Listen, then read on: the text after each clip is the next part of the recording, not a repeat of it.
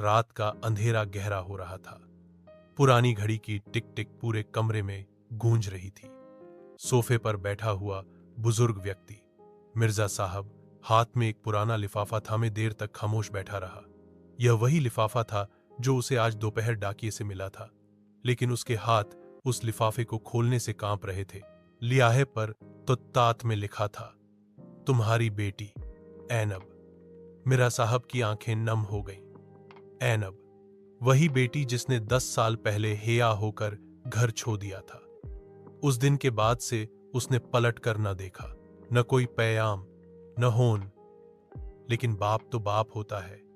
हर रोज दरवाजे की तरफ उम्मीद से देखता रहा। बेचैनी से लिफाफा खोला। कागज पर कुछ सादे मगर दिल को चीर देने वाले जुमले लिखे थे। अबू, मैं जानती हूं कि मैंने आपका दिल दुखाया, आपकी नाफरमान बेटी बनी, लेकिन हर रात आपकी याद में रोती रही। आज भी मां की वो पुरानी चादर सीने से लगाकर सोती हूं। मुझे माफ कर दीजिए, मैं वापस आना चाहती हूं। क्या आप मुझे फिर से अपनी बेटी मानेंगे? जैनब। मिर्जा साहब का दिल जैसे मुट्ठी में आ गया। उनकी आंखों से आंसू टपकने लगे।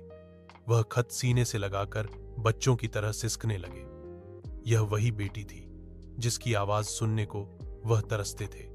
उन्हें वह लम्हा याद आया जब जैनब आखिरी बार नाराज होकर बोली थी, मैं कभी वापस नहीं आऊंगी, और दरवाजा जोर से बंद करके चली गई थी। मिर्जा साहब ने आंखों से आंसू पोंछे और आहिस्ता से उठे।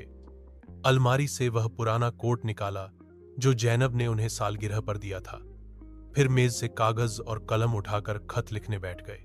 मेरी प्यारी जैनब, मेरा दिल तुम्हारे बगैर खाली है।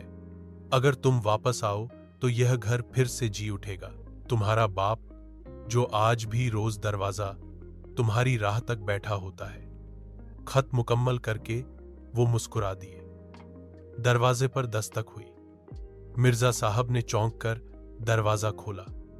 सामने जैनब खड़ी थी, आंखों में नदामत, हाथ में पुरानी चादर और दिल में पशेमानी। मिर्जा साहब ने एक लम्हा भी जाया किए बिना उसे गले लगा लिया। 10 बरसों की दूरी एक लम्हे के माफ करने में खत्म हो गई।